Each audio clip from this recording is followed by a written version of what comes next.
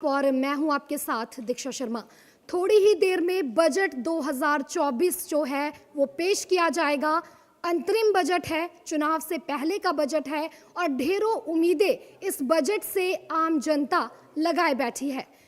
वित्त मंत्री निर्मला सीतारमण सुबह राष्ट्रपति से मिली और राष्ट्रपति भवन से लाल ब्रीफकेस लिए वो बाहर निकली और संसद के लिए रवाना हुई।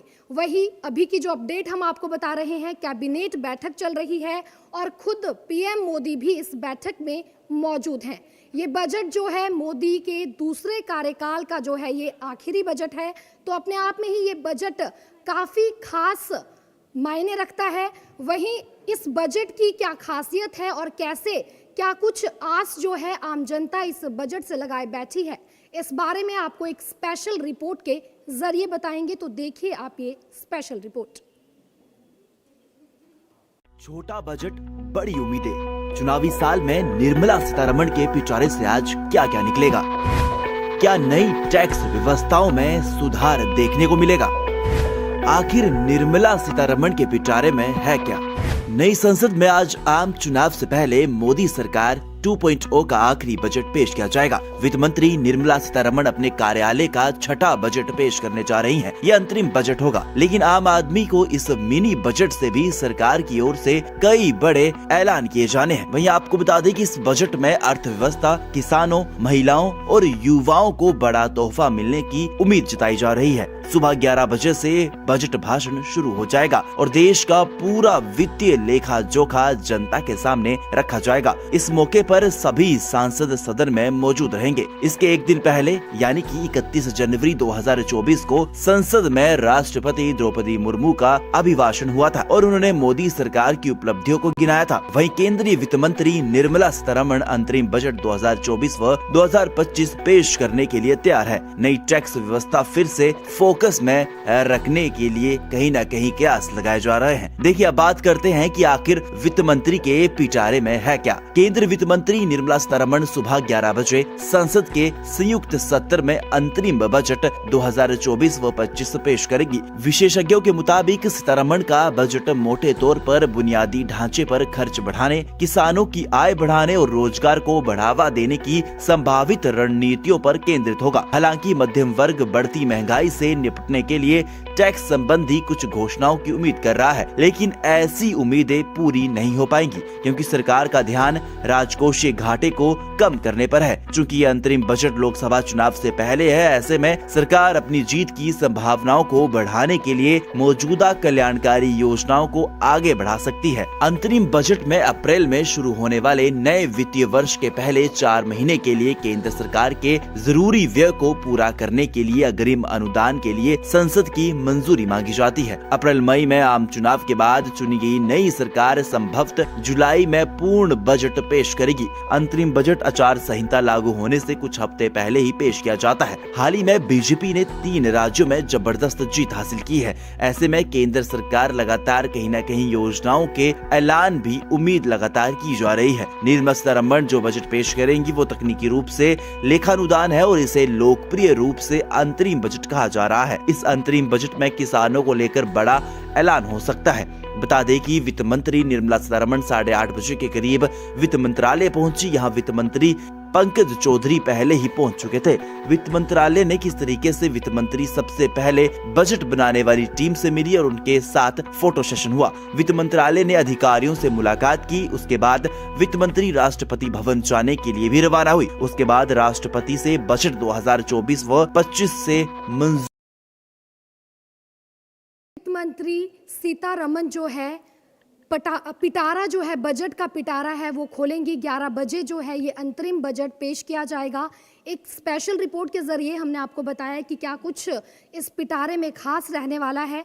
तो वहीं अपने सहयोगी विनय राणा जी से हम बात करेंगे इस बारे में कि जो आज मोदी सरकार के दूसरे कार्यकाल का ये अंतरिम बजट है, इसे लेकर जनता की क्या कुछ उम्मीदें हैं। जी देखो, ये जो इस बार का बजट है ये सिर्फ बजट नहीं है, इसे आप 2024 का टारगेट समझिए। 2024 में जो इलेक्शन बिल्कुल सिर पे हैं, अभी मोदी सरकार के पास भी वक्त नहीं है और पार्टियों के पास भी वक्त नहीं है, लेकिन क्योंकि मोदी सरकार सत्ता में है, उसके पास बहुत कुछ उनके हाथ में है और वो इस बजट में कुछ ऐसा चमत्कार ज़रूर करना चाहेंगे जिसका असर 2024 के चुनाव पर दिखाई दे। और ये जो बजट है इसमें बाकायदा, वैसे तो कोई भी बजट हो उसे पूरा तैयार करने के बाद पूरी कैबिनेट उस पर डिस्कस करती है, सिर्फ वित्त मंत्री ही नहीं, पूरी कैबिनेट डिस्कस करती है और उसके बाद में प्रधानमंत्री से उसका जो खाका है उसके बारे में डिस्कस किया जाता है। लेकिन इस बार ये भी मुमकिन है कि प्रधानमंत्री खुद इस बजट के खाके को जो है वो शुरू से ही देख रहे हों। और आज भी आपने देखा होगा कि बजट से पहले प्रधानमंत्री खुद जो हैं वहाँ पे मौजूद हैं और बजट के दौरान भी वो सेशन में शायद मौजूद रहेंगे। और लेकिन विनय राणा जी, अक्सर देखा जाता है कि जो अंतरिम बजट होता है उससे लोगों को ज़्यादा उम्मीदें नहीं होती है, क्योंकि जो ये अंतरिम बजट होता है ये एक 2 महीने या एक प्रॉपर पीरियड के लिए होता है। होता क्या है कि जो सरकार सत्ता में हो, अगर लोगों को या सरकार को वापसी की उम्मीद हो तो उस बजट का असर जो है वो दिखाई देता है, नजर आता है। तो आपको क्या लगता है जो ये बजट आज रहने वाला है, मोदी सरकार के दूसरे कार्यकाल का ये अंतरिम बजट है, तो क्या इसमें, इस बजट में जो है मोदी सरकार कोई बड़ा ऐलान कर सकती है? ऐलान कर भी दिया जाए तो इसमें ऐलान का कुछ मतलब नहीं है फिलहाल, लेकिन क्योंकि 1 फरवरी को बजट पेश होता है, 1 फरवरी इलेक्शन से पहले आ गई है, इसलिए पेश करना ही पड़ेगा।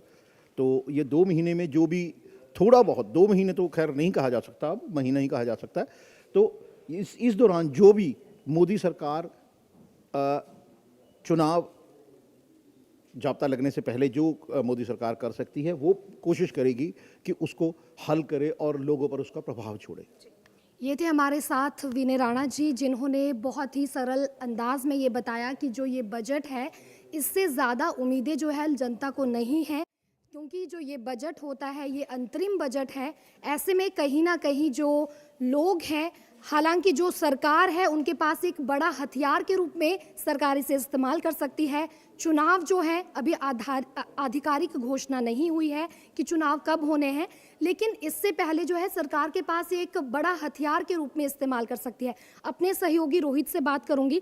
रोहित, आपसे जानना चाहेंगे कि किस तरह से आप इस बजट को देखते हैं और क्या लगता है कि कोई नीतिगत फैसला सरकार द्वारा लिया जा सकता है, कोई बड़ी घोषणाएं की जा सकती है? जी देखिए, किस तरीके से आप सभी को सबसे पहले नमस्कार। आपको बता दें कि आज अंतरिम बजट सत्र पेश होने वाला है। महज कुछ 5 से 10 मिनट रह गए हैं और किस तरीके से जो बजट सत्र का आगाज हुआ है वो अपने आप में ये एक बड़ी बात है। 31 जनवरी को यानी कि कल आरंभ हो गया था और 1 फरवरी यानी कि आज अंतरिम बजट पेश होगा और इसकी समाप्ति की बात की जाए तो 9 फरवरी को यह समाप्त हो जाएगा। अब ऐसे में देखिए, सबसे पहले 4 पॉइंट्स के माध्यम से आपको समझाएंगे कि आखिर ये बजट खास क्यों है। मोदी सरकार का दूसरे कार्यकाल का अंतरिम बजट है और बजट के बाद एकदम से लोकसभा चुनाव है। उसके बाद देखिए, हर सरकार का रहता है कि किस तरीके से जो भी सरकार ने अपने कार्यकाल में जो भी नीतियां की हैं, जो बड़े काम किए हैं, वो गिनाएंगी बकायदा। कल जो राष्ट्रपति द्रौपदी मुर्मू द्वारा किस तरीके से अभिभाषण में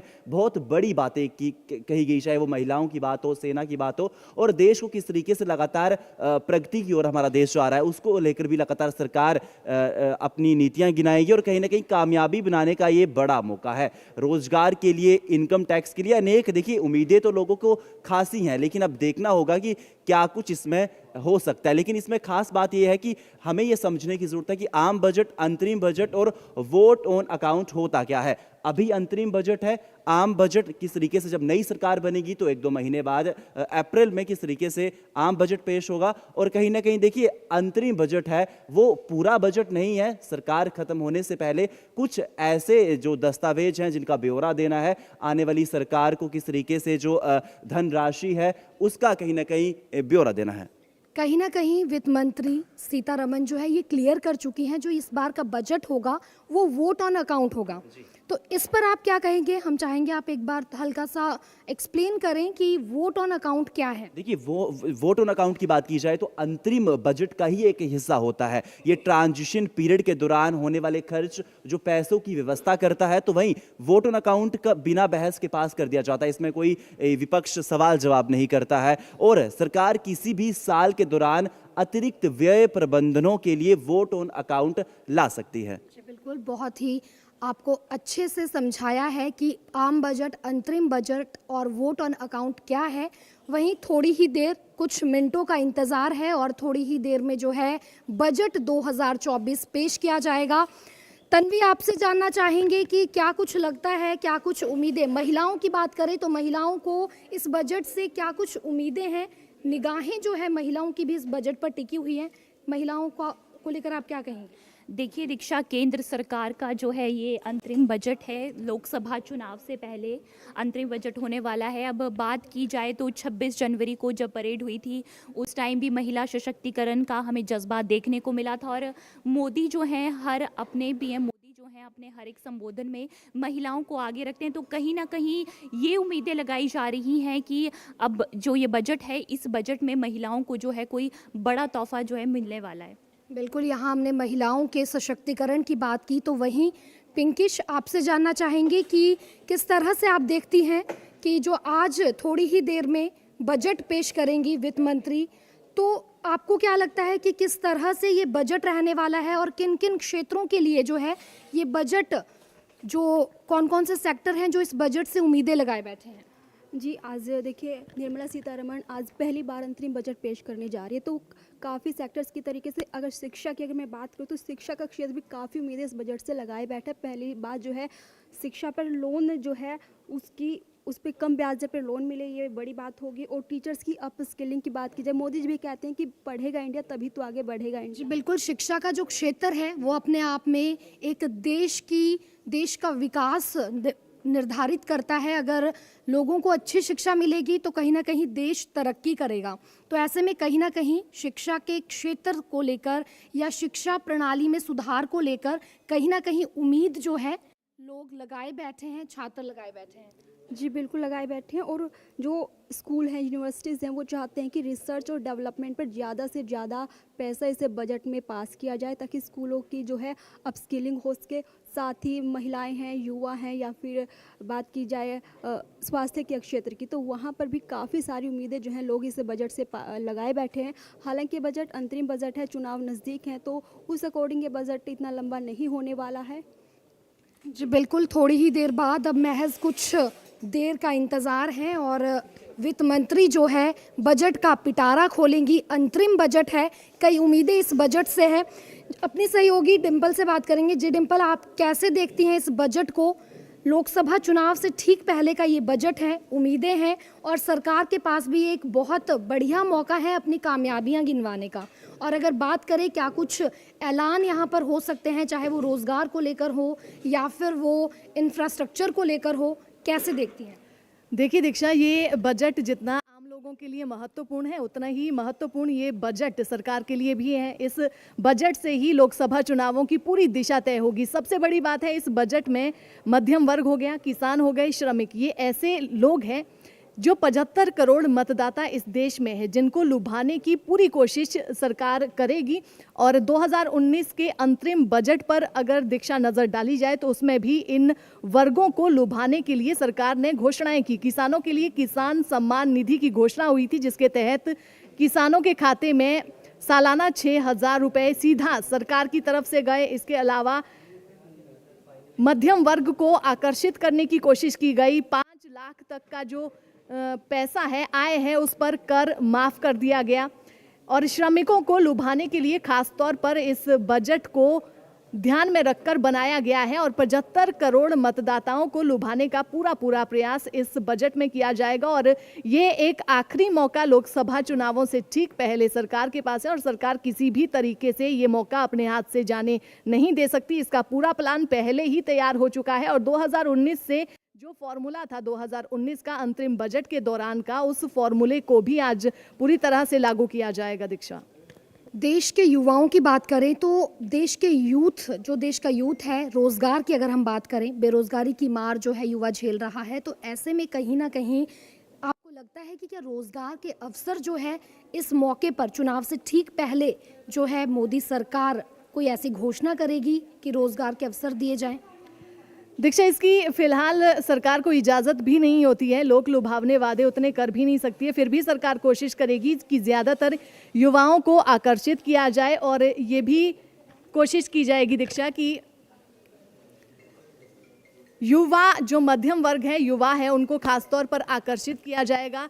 लेकिन अंतरिम बजट है, अंतरिम बजट के चलते ज़्यादा लोक लुभावने वादे सरकार नहीं कर सकती है, इसीलिए किसानों और मध्यम वर्ग, इनको आकर्षित करने के लिए ज़रूर कुछ वादे सरकार कर सकती है। 2019 में भी कुछ इसी तरह का हुआ था। किसानों, मध्यम वर्ग और श्रमिकों को लुभाने के लिए खास तौर पर इस तरह की योजनाएं और घोषणाएं की गई थी, जिसकी वजह से किसान, मध्यम वर्ग का जो व्यक्ति है और श्रमिक सरकार की ओर आकर्षित हो गया था। ये एक आखिरी मौका सरकार के पास ज़रूर है, लेकिन बहुत सारी चीज़ों का सरकार को भी ध्यान रखना पड़ता है। सीधे तौर पर कहा गया है कि लोक लुभावने वादे सरकार नहीं कर सकती, तो ये सब चीज़ें भी ध्यान में रखी जाएंगी। थोड़ी ही देर में ये बजट पेश होगा, इस बजट पर सभी की निगाहें होगी और ये भी देखा जाएगा कि किस तरीके से इस बजट को पेश करेंगे और किसको इस बार लुभाया जाएगा, किसके लिए इस बार का ये बजट होगा। खास तौर पर सभी की निगाहें होंगी।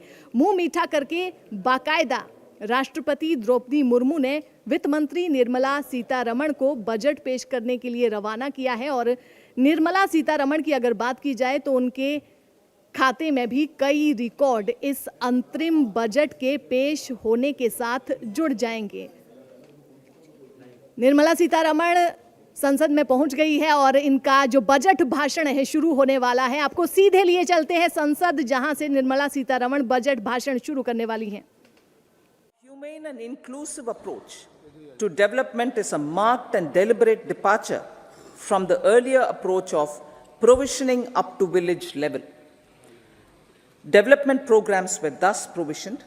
In the last 10 years, however, have targeted each and every household and individual through housing for all, Har Ghar Jal, electricity for all, cooking gas for all, bank accounts and financial services for all in record time. The worries about food have been eliminated through free ration for 80 crore people. Minimum support prices for the produce of Annadata are periodically increased appropriately. These and the provision of basic necessities have enhanced real income in the rural areas. Their economic needs could be addressed, thus spurring growth and generating jobs. Social justice. Our government is working with an approach to development that is all-round, all-pervasive, and all-inclusive. Sarvangin, Sarvasparshi, or Sarvasamaveshi. It covers all castes and people at all levels. We are working to make India a Vikasit Bharat by 2047. For achieving that goal, we need to improve people's capability and empower them. Previously, social justice was mostly a political slogan. For our government, social justice is an effective and necessary governance model. The saturation approach of covering all eligible people is the true and comprehensive achievement of social justice. This is secularism in action, reduces corruption, and prevents nepotism, prevents by Bhatijawad. There is transparency and assurance that benefits are delivered to all eligible people. The resources are distributed fairly. All, regardless of their social standing, get access to opportunities. We are addressing systemic inequalities that had plagued our society. We focus on outcomes and not on outlays so that the social economic transformation is achieved. As our Prime Minister firmly believes, we need to focus on 4 major castes. They are Garib, Mahilayeं, Yuva and Annadata. Their needs, their aspirations and their welfare are our highest priority. The country progresses when they progress. All 4 require and receive government support in their quest to better their lives. Their empowerment and well-being will drive the country forward. Garib Kalyan, Desh Ka Kalyan. We believe in empowering the poor. The earlier approach of tackling poverty through entitlements had resulted in very modest outcomes. When the poor became empowered partners in the development process, government's power to assist them also increases manifold. With the pursuit of Sabka Saath, in these 10 years, the government has assisted 25 crore people to get freedom from multi-dimensional poverty. Our government's efforts are now getting synergized with energy and passion of such empowered people. This is truly elevating them from poverty. Direct benefit transfer of 34 lakh crore rupees from the government using PM Jan Dhan accounts has led to savings of 2.7 lakh crores of rupees for the government. This savings has been realized through avoidance of leakages prevalent earlier. The savings have helped in providing more funds for Garib Kalyan. PM Swanidhi has provided credit assistance to 78 lakh street vendors. From that total of 78 lakh street vendors, 2.3 lakh have received credit for the 3rd time. PM Janman Yojana reaches out to the particularly vulnerable tribal groups who have remained outside the realm of development so far. PM Vishwakarma Yojana provides end-to-end support to artisans and craftspeople engaged in 18 trades. The schemes for empowerment of Divyangs and transgender persons reflect firm resolve of our government to leave no one behind. Welfare of Annadata. Farmers are our Annadata.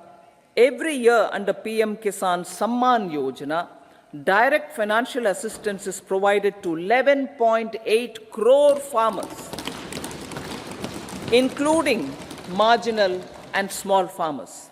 Crop insurance is given to 4 crore farmers under PM Fasal Bima Yojana. These, besides several other programs, are assisting Annadata in producing food for the country and for the world. Electronic National Agricultural Market has integrated 1,361 mandis and is providing services to 1.8 crore farmers with trading volume of 3 lakh crores of rupees. The sector is poised for inclusive, balanced, higher growth and productivity. These are facilitated from farmer-centric policies, income support, coverage of risks through price and insurance support, promotion of technologies and innovations through startups. Empowering the Amrit PD, the Yuva. Our prosperity depends on adequately equipping and empowering the youth. The National Education Policy 2020 is ushering the transformational reforms. PM Schools for Rising India, PM Shri, are delivering quality teaching and nurturing holistic and well-rounded individuals. The Skill India mission has trained 1.4 crore youth, upskilled and reskilled 54 lakh youth, and established 3,000 new ITIs. A large number of institutions of higher learning, namely 7 IITs, 16 triple ITs, 7 IIMs, 15 AIMS, and 390 universities have been set up. PM Mudra Yojana has sanctioned 43 crore loans aggregating to 22.5 lakh crores of rupees for entrepreneurial aspirations of our youth. Besides that, Fund of Funds, Startup India, and Startup Credit Guarantee schemes are assisting our youth. They are also becoming Rozgar Data. The country is proud of our youth scaling new heights in sports. The highest ever medal tally in Asian Games and Asian Para Games in 2023 reflects a high confidence level.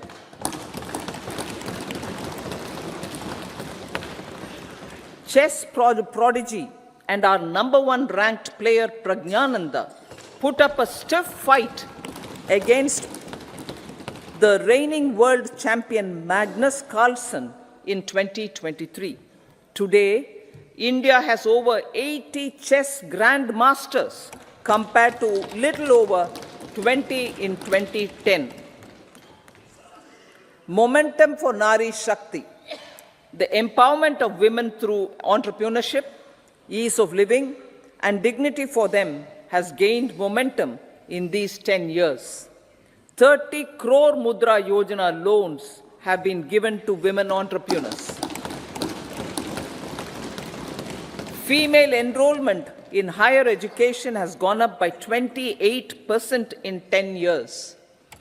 In STEM courses, girls and women constitute 43% of enrollment, one of the highest in the world. All these measures are getting reflected in the increasing participation of women in workforce. Making triple talaq illegal, reservation of 1/3 seats for women in the Lok Sabha and state assemblies, and giving over 70% houses under PM Awas Yojana in rural areas to women, and giving over 70% houses under PM Awas Yojana in rural areas to women as sole or joint owners have enhanced their dignity. Exemplary track record of governance, development, and performance.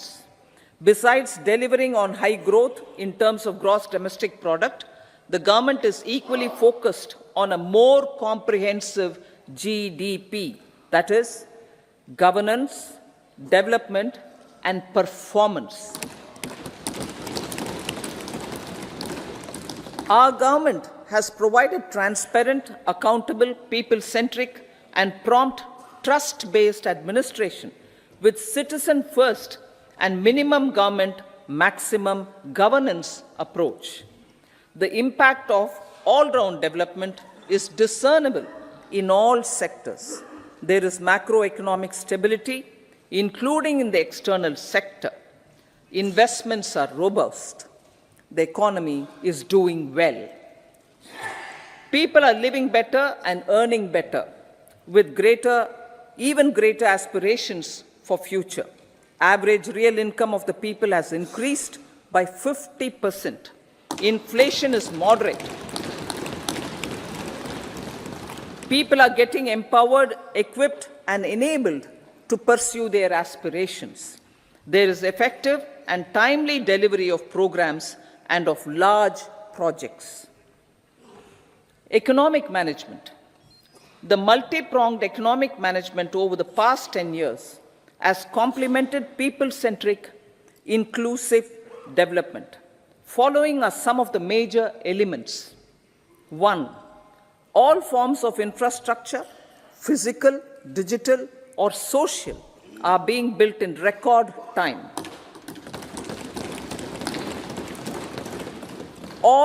Number 2, all parts of the country are becoming active participants in economic growth. Number 3, digital public infrastructure, a new factor of production as if in the 21st century, is instrumental in formalization of the economy. Number 4, goods and services tax has enabled one nation, one market, one tax. Tax reforms have led to deepening and widening of tax base. Number 5, strengthening of the financial sector has helped in making savings, credit, and investments more efficient.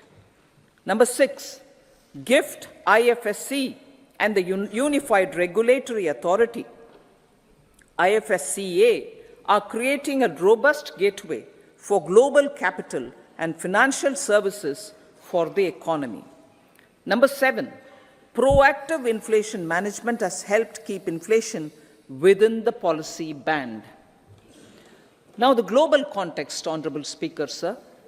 Geopolitically, global affairs are becoming more complex and challenging with wars and conflicts. Globalization is being redefined with reshoring and friendshoring, disruption and fragmentation of supply chains, and competition for critical minerals and technologies. A new world order is emerging after the COVID pandemic. India assumed the G20 presidency during very difficult times for the world. The global economy was going through high inflation, high interest rates, low growth, very high public debt, low trade growth, and climate changes. The pandemic has led to a crisis of food, fertilizer, fuel, and finances for the world, while India successfully navigated its way. The country showed the way forward and built consensus on solutions for those global problems. The recently announced India-Middle East-Europe economic corridor is a strategic and economic game changer for India and others.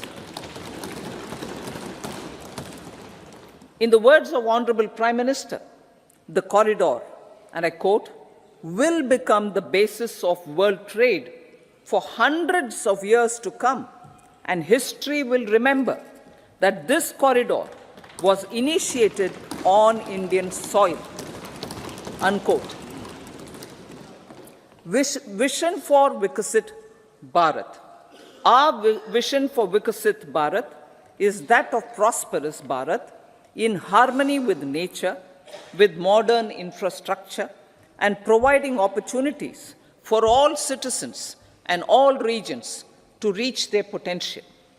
With confidence arising from strong and exemplary track record of performance and progress, earning Sabka Vishwas, the next 5 years will be years of unprecedented development and golden moments to realize the dream of developed India by 2047.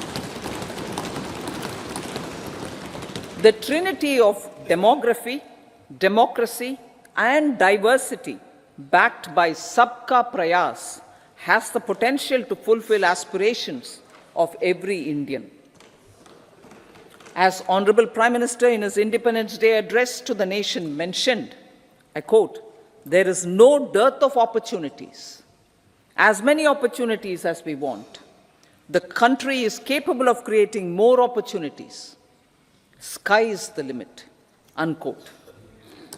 Strategy for Amritkal.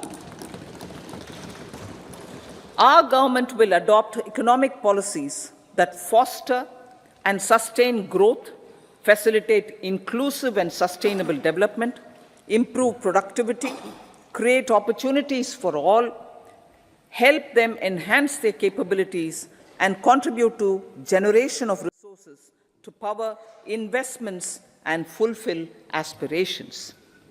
Guided by the principle, reform, perform, and transform, the government will take up next generation reforms and build consensus with the states and stakeholders for effective implementation.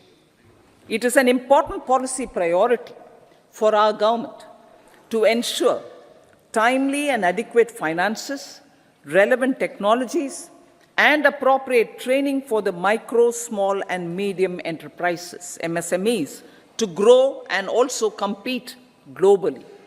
Orienting the regulatory environment to facilitate their growth will be an important element of this policy mix. Aligning with the Panchamrit goals, our government will facilitate sustaining high and more resource-efficient economic growth. This will work towards energy security in terms of availability, accessibility, and affordability. For meeting the investment needs, our government will prepare the financial sector in terms of size, capacity, skills, and regulatory framework. Aspirational Districts Program.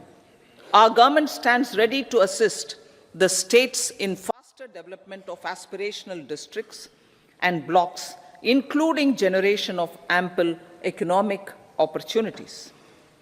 Development of the East. Our government will pay utmost attention to make the eastern region and its people a powerful driver of India's growth. PM Awas Yojana Gramin. Despite the challenges due to COVID, implementation of PM Awas Yojana Gramin continued, and we are close to achieving the target of 3 crore houses. 2 crore more houses will be taken up in the next 5 years to meet the requirement arising from increase in the number of families. Rooftop solarization and Muft Bijli. Through rooftop solarization, 1 crore households will be enabled to obtain up to 300 units free electricity every month. This scheme follows the resolve of Honorable Prime Minister on the historic day of consecration of Sri Ram Mandir in Ayodhya. Following benefits are expected. Savings up to 15 to 18,000 rupees annually for households from free solar electricity and selling the surplus to the distribution companies. Charging of electric vehicles. Entrepreneurship opportunities for a large number of vendors for supply and installation. Employment opportunities for the youth with technical skills in manufacturing, installation, and maintenance. Housing for middle class.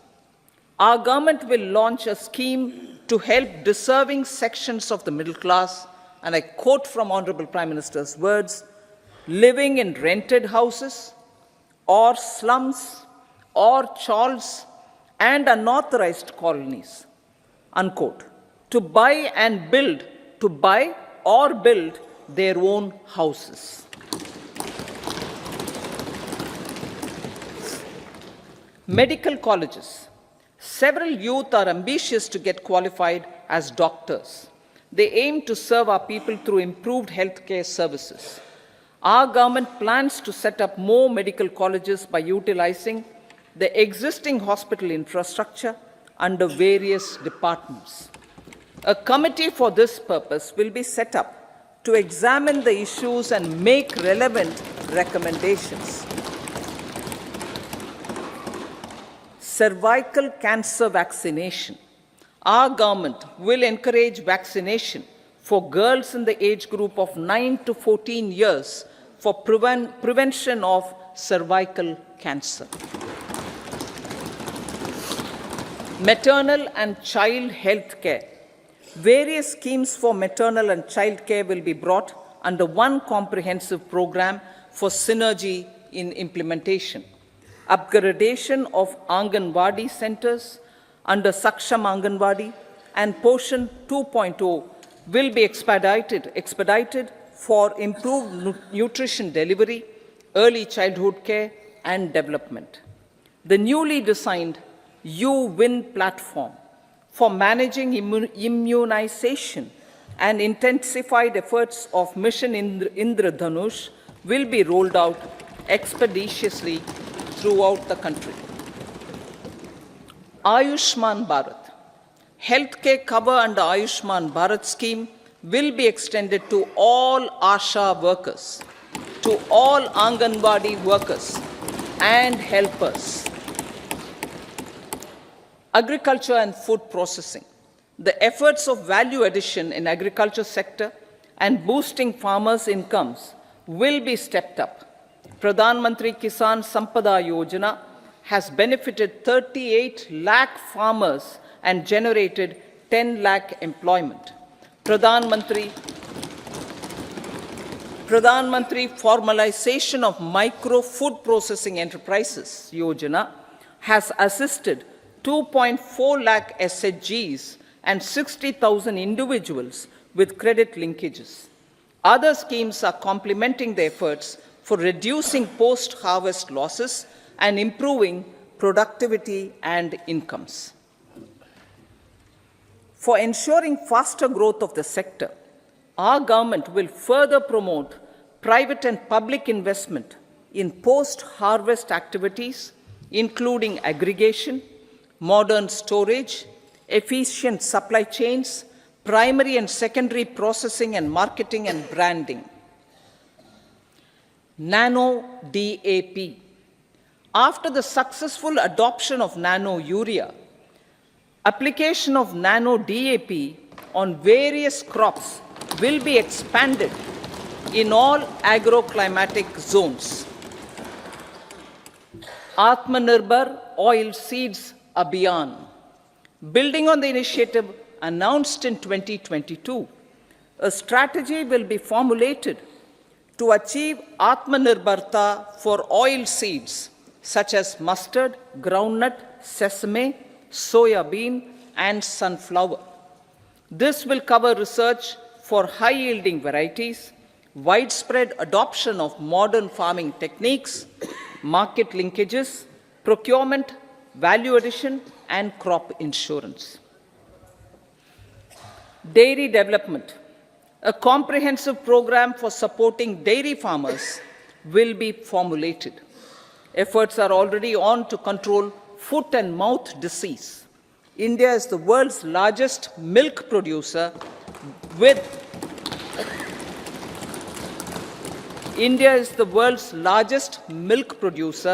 but with low productivity of milch animals.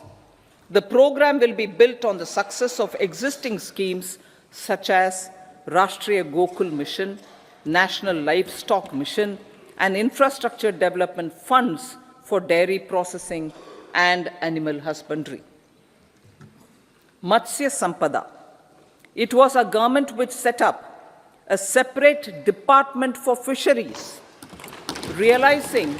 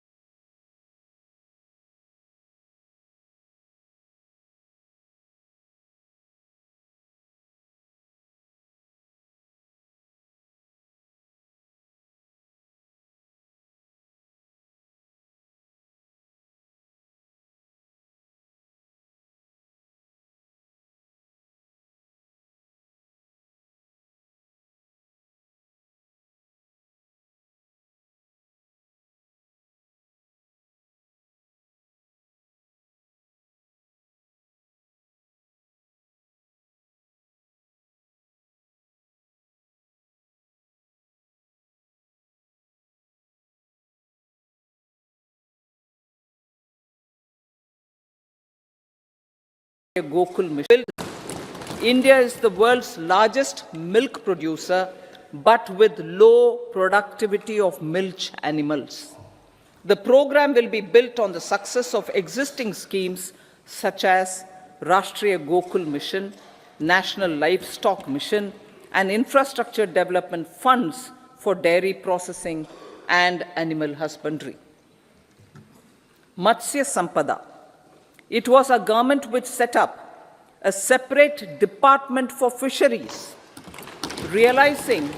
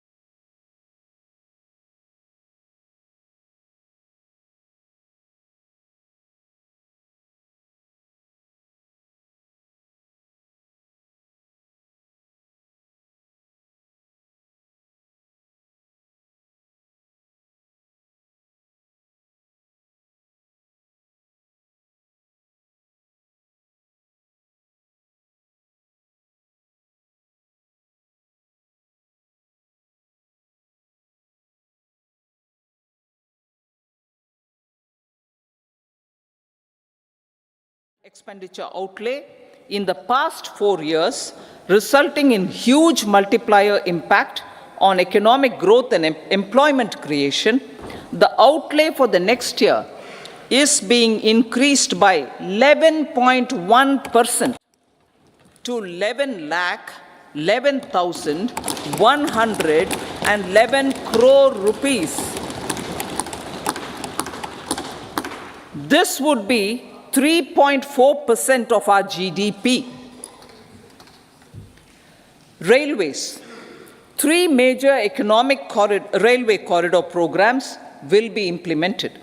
These are energy, mineral, and cement corridor. Number 2, port connectivity corridors. And number 3, high traffic density corridors. The projects have been identified under the PM Gati Shakti for enabling multimodal connectivity. They will improve logistics efficiency and reduce cost. The resultant decongestion of the high traffic corridors will also help in improving operations of passenger trains, resulting in safety and higher travel speed for passengers. Together with dedicated freight corridors, these 3 economic corridor programs will accelerate our GDP growth and reduce logistic costs.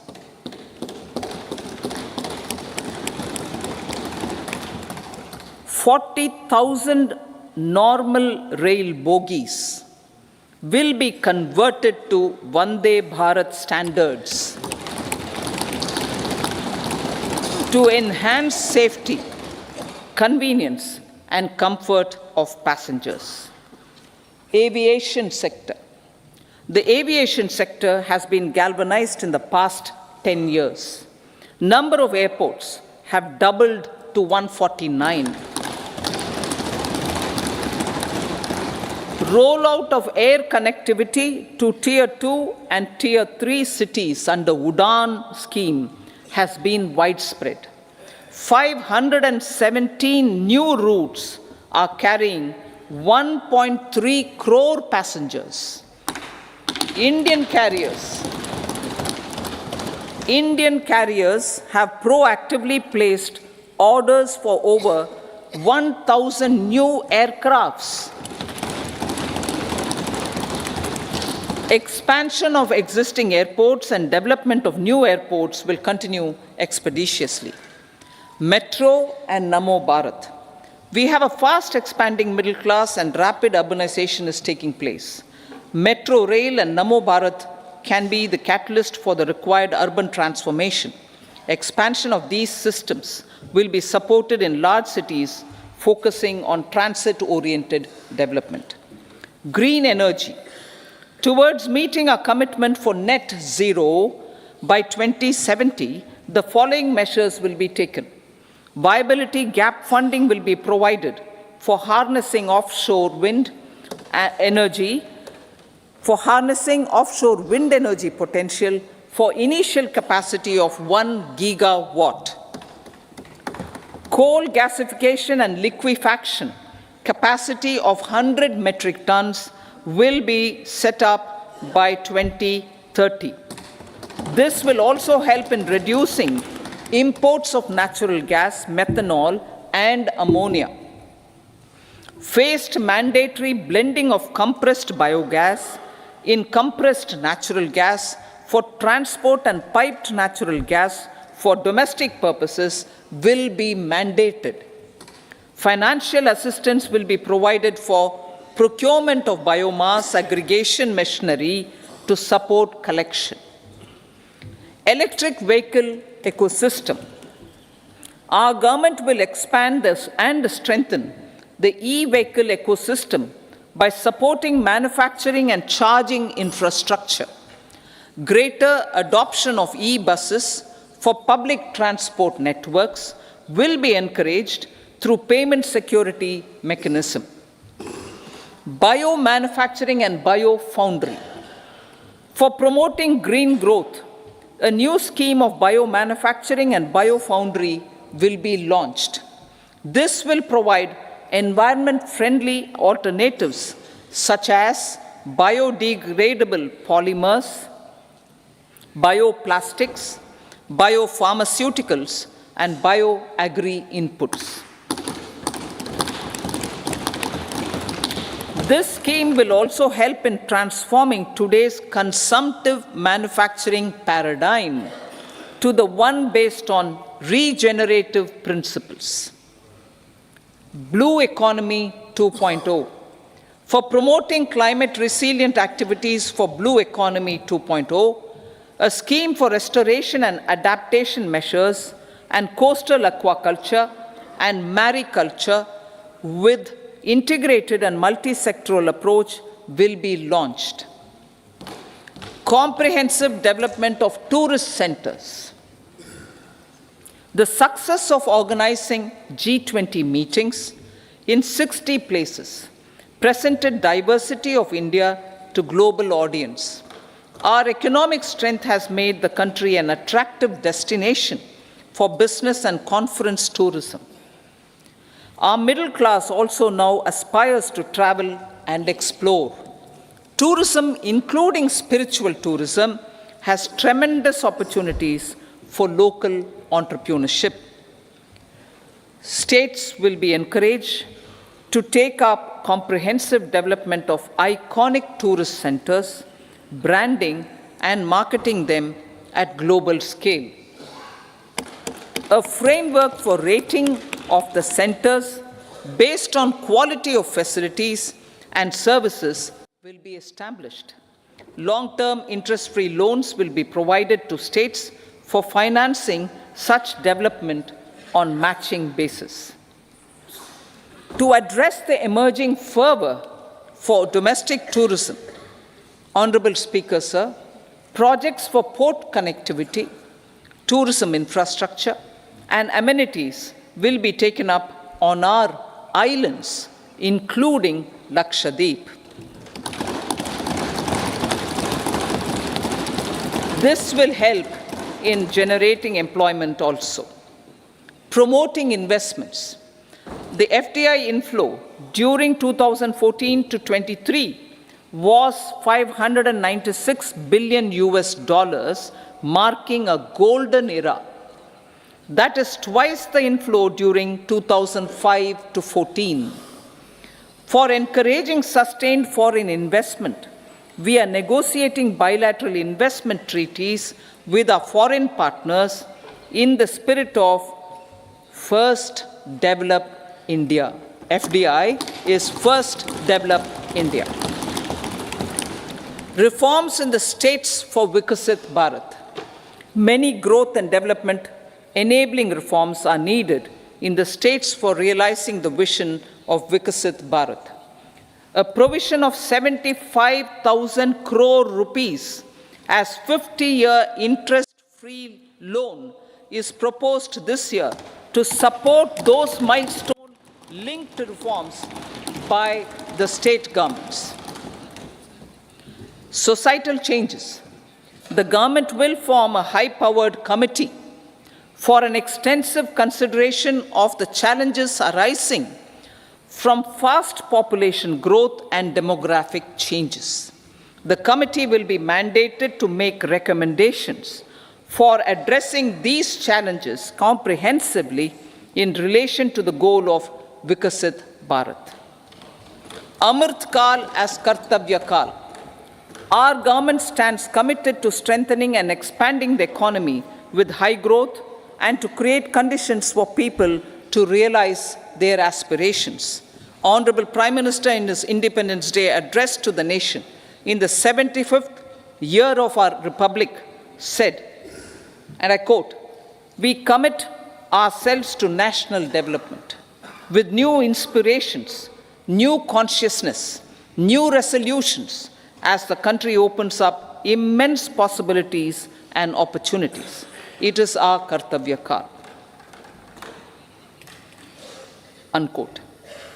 Every challenge of the pre-2014 era was overcome through our economic management and our governance. These have placed the country on a resolute path of sustained high growth. This has been possible through right policies, true intentions, and appropriate decisions. In the full budget in July, Honorable Speaker, our government will present a detailed roadmap for our pursuit of Vikasit Bharat.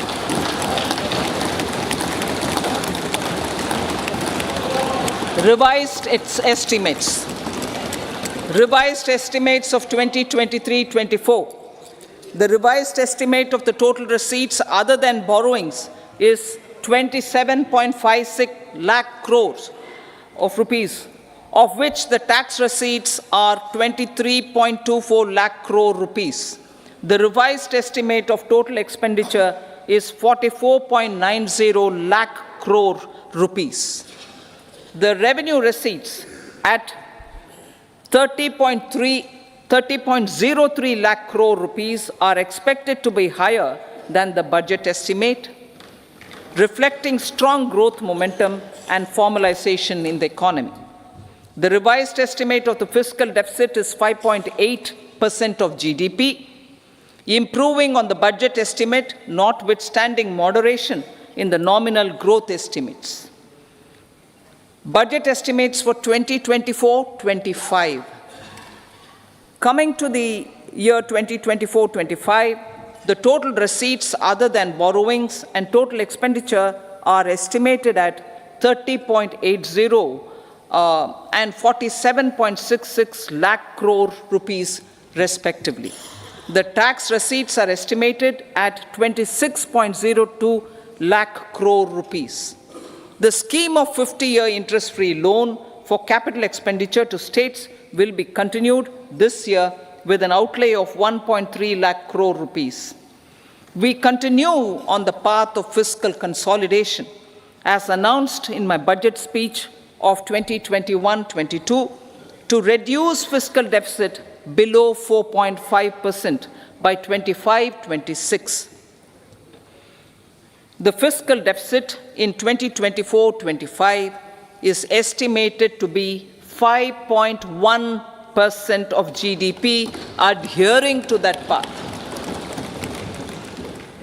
So the gross and net market borrowings through dated securities during 24-25 are estimated at 14.13 lakh crore rupees and 11.75 lakh crore respectively.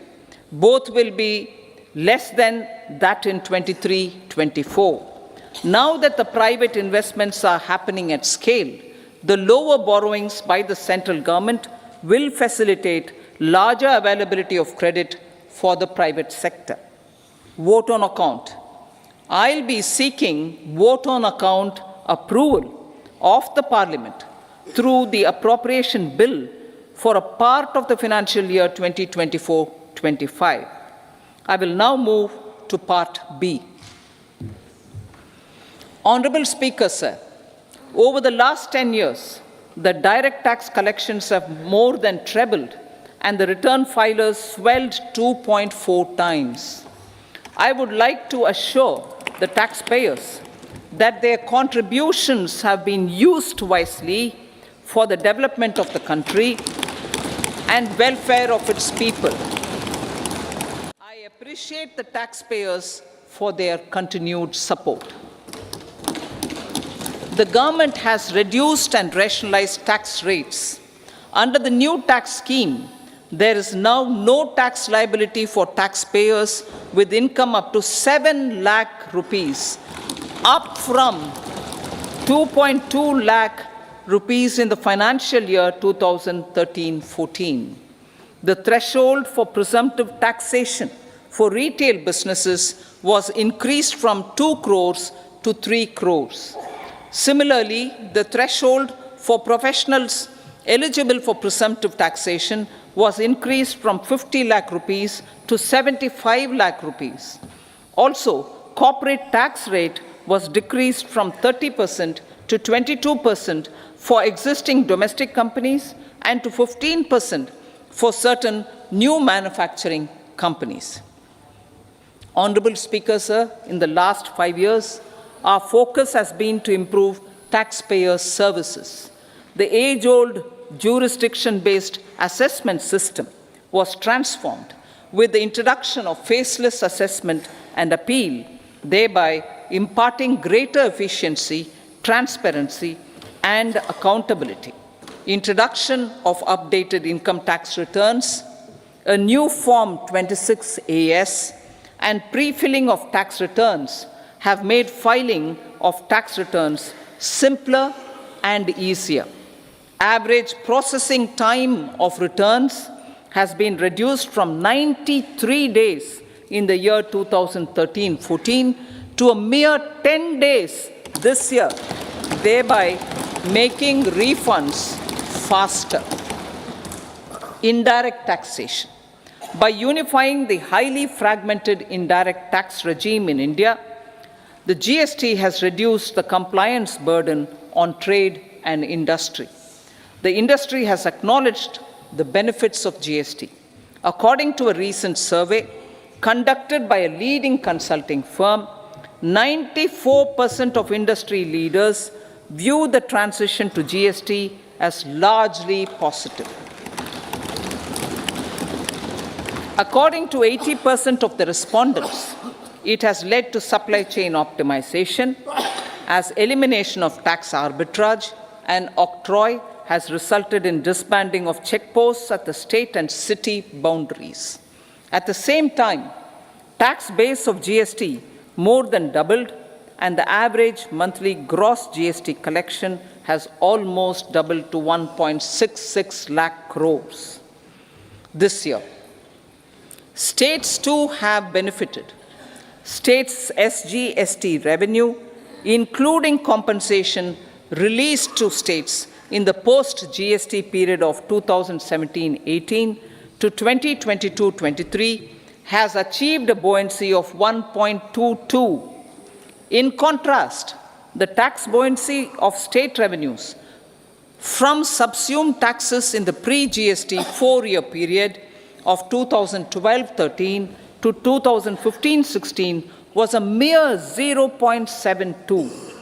The biggest beneficiaries are consumers, as reduction in logistic cost and taxes have brought down prices of most goods and services.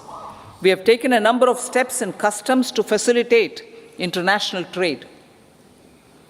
As a result, the import release time declined by 47% to 71 hours at inland container depots, by 28% to 44 hours at air cargo complexes, and by 27% to 85 hours at seaports over the last 4 years since 2019, when the national time release studies were first acted. Tax proposals. As for tax proposals, in keeping with the convention, I do not propose to make any changes relating to taxation and propose to retain the same tax rates for direct and indirect taxes, including import duties. However, certain tax benefits to startups and investments made by sovereign wealth or pension funds, as also tax exemption on certain income of some IFSC units, are expiring on 31/3/2024. To provide continuity in taxation, I propose to extend the date to 31/3/2025. Moreover, in line with our government's vision to improve ease of living and ease of doing business, I wish to make an announcement to improve taxpayers' services. There are a large number of petty, non-verified, non-reconciled, or disputed direct tax demands,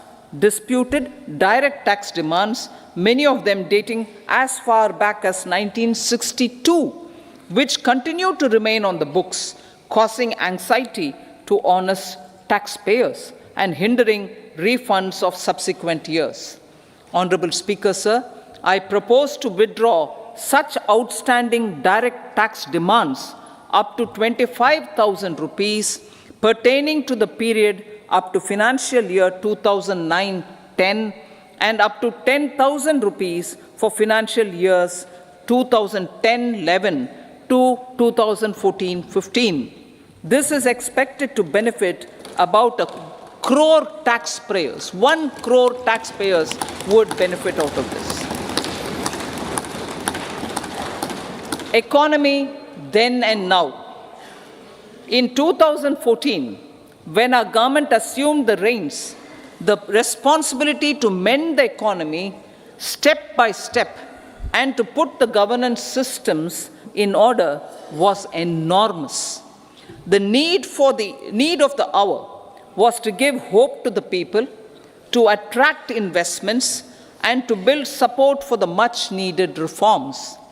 The government did that successfully, following a strong belief of nation first. The crisis of those years has been overcome, and the economy has been put firmly on a high, sustainable growth path with all-round development. It is now appropriate to look at where we were then. I repeat, it is now appropriate to look at where we were then till 2014 and where we are now, only for the purpose of drawing lessons from the mismanagement of those years. The government will lay a white paper on table of the House.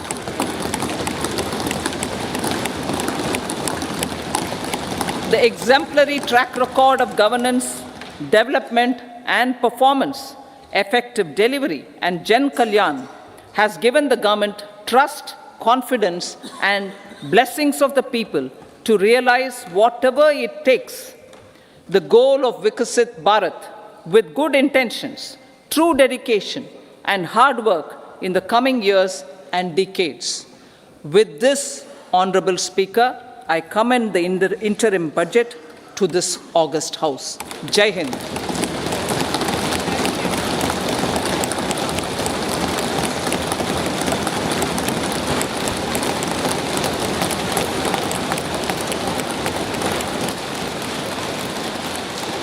Item number 2 Shrimati Nirmala Sitharaman ji.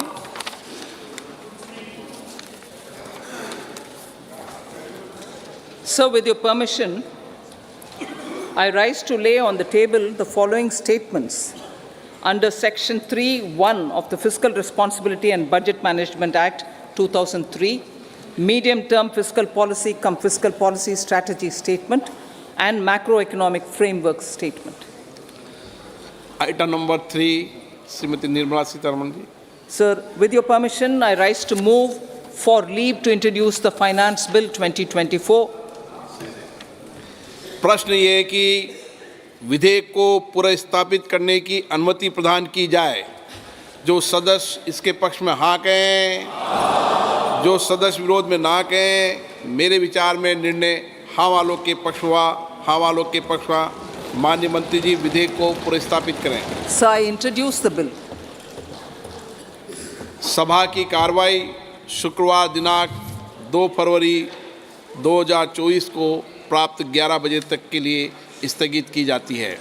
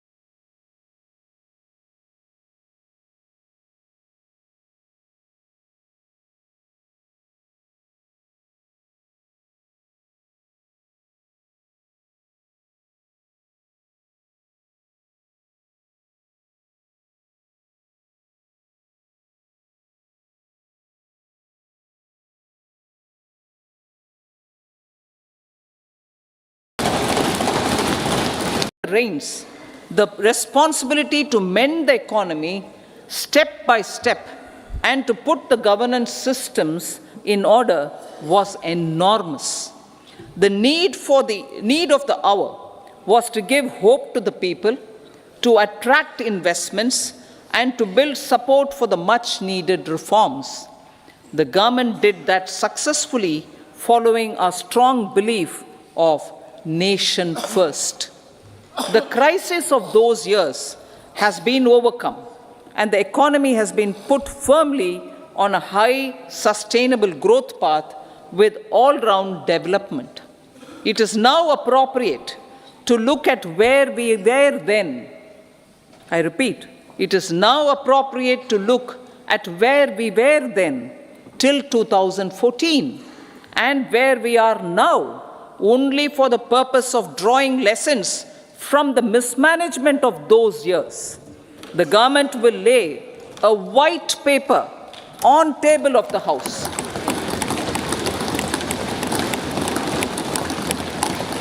The exemplary track record of governance, development, and performance, effective delivery, and Jan Kalyan has given the government trust, confidence, and blessings of the people to realize whatever it takes, the goal of Vikasit Bharat, with good intentions, true dedication, and hard work in the coming years and decades. With this, Honorable Speaker, I commend the interim budget to this august House. Jai Hind.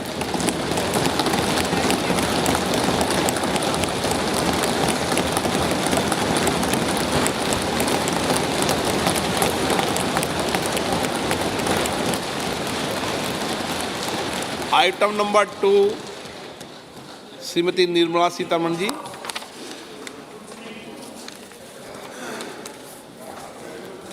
So, with your permission, I rise to lay on the table the following statements under Section 3(1) of the Fiscal Responsibility and Budget Management Act 2003, Medium-Term Fiscal Policy cum Fiscal Policy Strategy Statement and Macroeconomic Framework Statement. Item number 3 Shrimati Nirmala Sitharaman ji. Sir, with your permission, I rise to move for leave to introduce the Finance Bill 2024. प्रश्न ये है कि विधेयक को पुनर्स्थापित करने की अनुमति प्रदान की जाए। जो सदस्य इसके पक्ष में हाँ कहें, जो सदस्य विरोध में ना कहें। मेरे विचार में निर्णय हाँ वालों के पक्ष हुआ, हाँ वालों के पक्ष हुआ। माननीय मंत्री जी विधेयक को पुनर्स्थापित करें। So I introduce the bill. सभा की कार्रवाई शुक्रवार दिनांक 2 फरवरी 2024 को प्राप्त 11 बजे तक के लिए स्थगित की जाती है।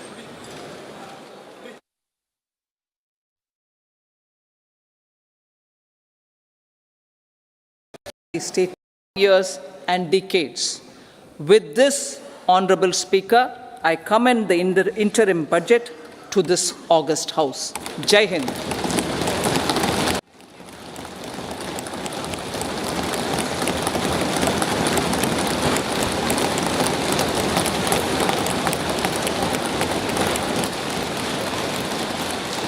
आइटम नंबर 2 श्रीमती निर्मला सीतारमण जी।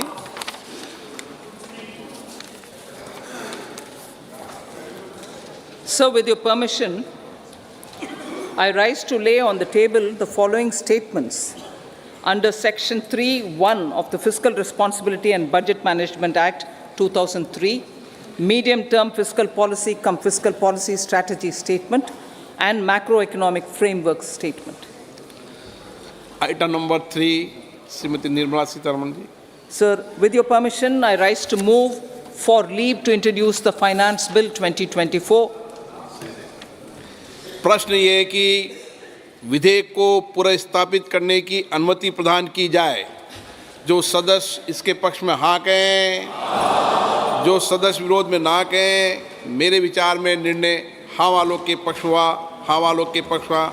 माननीय मंत्री जी विधेयक को पुनर्स्थापित करें। So I introduce the bill. सभा की कार्रवाई शुक्रवार दिनांक 2 फरवरी 2024 को प्राप्त 11 बजे तक के लिए स्थगित की जाती है।